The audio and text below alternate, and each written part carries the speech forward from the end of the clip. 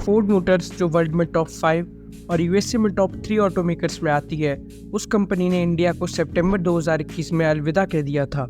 पर अब शायद फोर्ड इंडिया में दोबारा री एंट्री लेने वाली है। फोर्ड इंडिया में सबसे पहले 1926 में आई थी, लेकिन कुछ इंपोर्ट रेस्ट्रिक्शंस के कारण 1953 में फोर्ड इंडिया में बंद हो गई। लेकिन साल 1995 में फोर्ड ने महिंद्रा एंड महिंद्रा के साथ 50-50% पार्टनरशिप में एक जॉइंट वेंचर के साथ दोबारा वापसी करी। लेकिन फिर 2021 में फोर्ड ने इंडिया को क्यों छोड़ा और अब फोर्ड को इंडिया में ऐसे क्या नजर आ रहा है जिसकी वजह से फोर्ड इंडिया में वापस आना चाहती है। और सबसे बड़ी बात, फोर्ड इंडिया में एंडेवर, जिसे हम ग्लोबल मार्केट में एवरेस्ट के नाम से जानते हैं, उसके साथ और कौन कौन सी कार्स लेकर आने वाली है। इन सब सवालों का जवाब हमें इस वीडियो में मिलेगा। स्टार्ट करते हैं। फोर्ड का इंडिया में फेल होने का एक रीजन इंडियन मार्केट को अच्छी तरीके से ना समझना भी था। फोर्ड ने शायद इंडियन मार्केट को समझने में गलती कर दी। लेट 90s के समय में इंडिया में स्मॉल कार्स रूल करती थी। मारुति सुजुकी और hyundai जैसी कंपनीज ने ऐसी कार्स पर फोकस करके मार्केट में दबदबा बना रखा था। लेकिन फोर्ड के पास उनके ग्लोबल पोर्टफोलियो में ऐसी कोई भी कार नहीं थी। उस वक्त इंडियन कार्स बायर्स को जो चीज सबसे ज्यादा पसंद आती थी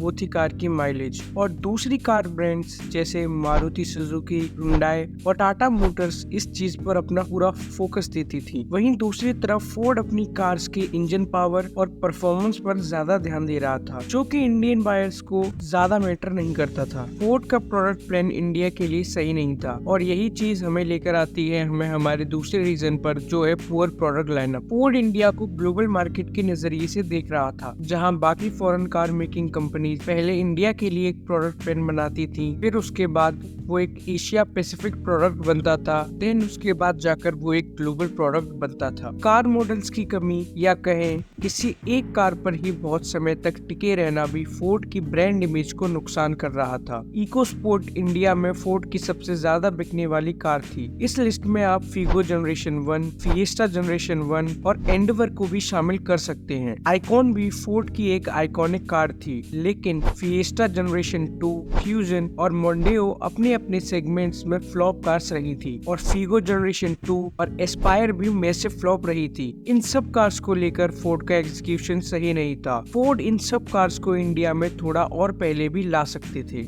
इंडिया के अंदर फोर्ड का एग्जीक्यूशन और स्ट्रेटेजी दोनों ठीक तरीके से काम नहीं कर रही थी और यही बात हमें लेकर आती है हमें हमारे तीसरे रीजन पर, जो है टेरेबल स्ट्रेटेजी डिसीजंस। फोर्ड ने 2011 में $1 बिलियन इन्वेस्ट करके सानंद गुजरात में नया प्लांट सेटअप किया और शायद यही फोर्ड की एक बड़ी गलती थी। इस प्लांट की कैपेसिटी 2,40,000 यूनिट प्रोड्यूस करने की थी पर ईयर, पर फोर्ड साल में 80,000 यूनिट्स भी सेल नहीं कर पा रहा था। फोर्ड फीगो और एस्पायर के साथ सब 4 मीटर कैटेगरी पर ज्यादा फोकस कर रहा था और मारुति की सबसे प्रॉफिटेबल कार स्विफ्ट और डिजायर से कम्पीट कर रहा था। ये डिसीजन फोर्ड के लिए कुछ सही नहीं रहा। फोर्ड ने इंडिया से जाने से पहले महिंद्रा के साथ एक जॉइंट वेंचर बनाने की भी कोशिश करी थी, पर ये डील सक्सेसफुल नहीं हो पाई। फोर्ड इंडिया में अब और बिना प्रॉफिट किए आगे नहीं बढ़ सकता था और सानंद प्लांट की ऑपरेशन कॉस्ट और एम्प्लॉय कॉस्ट बहुत हाई होने की वजह से फोर्ड को इंडिया छोड़कर जाना ही पड़ा। और यहाँ आता है हमारा सेकंड क्वेश्चन, जब फोर्ड ने इंडिया छोड़ ही दिया, जब वे इंडिया से जा ही चुके थे, तो वो अब वापस क्यों आ रहे हैं? Hybrid and EV strategy. Global market में कार मेकर्स अब इलेक्ट्रिक कार्स और हाइब्रिड कार्स पर ज्यादा फोकस कर रहे हैं। चाइना इलेक्ट्रिक व्हीकल में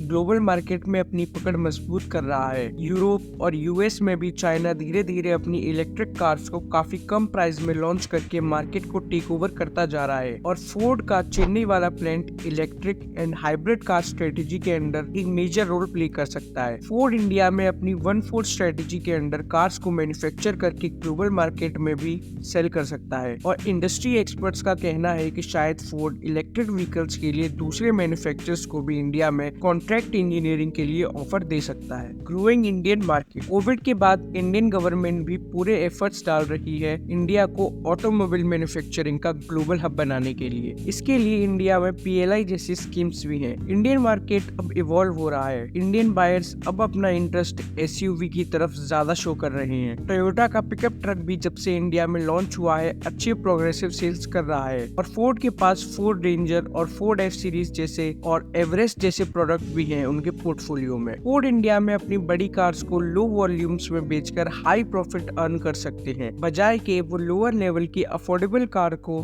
कम प्रॉफिट मार्जिन के साथ बेचे। ये अप्रोच फोर्ड के लिए इंडिया में वर्क कर सकती है, पर फोर्ड इंडिया में अपनी कौन कौन सी गाड़ियां लेकर आ सकती हैं, यहीं से निकलता है हमारा थर्ड क्वेश्चन कि फोर्ड इंडिया में अपनी कौन कौन सी कार्स को लेकर आएंगे। कुछ रूमर्स की माने तो फोर्ड ने 3 से 4 कार्स के लिए शायद इंडिया में ट्रेडमार्क सिक्योर कर लिया है, लेकिन इसका ये मतलब नहीं है कि फोर्ड उन सब कार्स को इंडिया में लॉन्च करे। तो सबसे पहले बात करते हैं उस कार की जिसे इंडिया में लोग खरीदने के लिए बहुत इंतजार कर रहे हैं, Ford Endeavour, also known as Everest in global market. ये और फोर्ड का पिकअप ट्रक फोर्ड रेंजर दोनों चेन्नई के पास स्पॉट हुए थे। ग्लोबल मार्केट में एवरेस्ट के 2 ऑप्शन अवेलेबल हैं। पहला है smaller 2 litre by turbo diesel engine और दूसरा है 3.2 लीटर टर्बो डीजल इंजन। शायद फोर्ड इंडिया में 2 लीटर के बाई टर्बो डीजल इंजन के साथ आ सकता है। फोर्ड की एवरेस्ट का कंपटीशन इंडिया में MG Gloster, Skoda Kushaq, Jeep Meridian and the almighty Toyota Fortuner के साथ होगा। इसके अलावा फोर्ड एंडेवर के साथ फोर्ड रेंजर पिकअप ट्रक भी स्पॉट हुआ था। इसका डायरेक्ट कंपटीशन टोयोटा हाइलक्स और इसूजू डी-मैक्स वी क्रॉस के साथ हो सकता है। फोर्ड ने अपनी मस्टैंग मैक ई के लिए भी ट्रेडमार्क सिक्योर कर लिया है। ये फोर्ड की शायद सबसे महंगी कार हो सकती है इंडिया में। इंडिया में इसके राइवल्स होंगे मर्सिडीज EQE,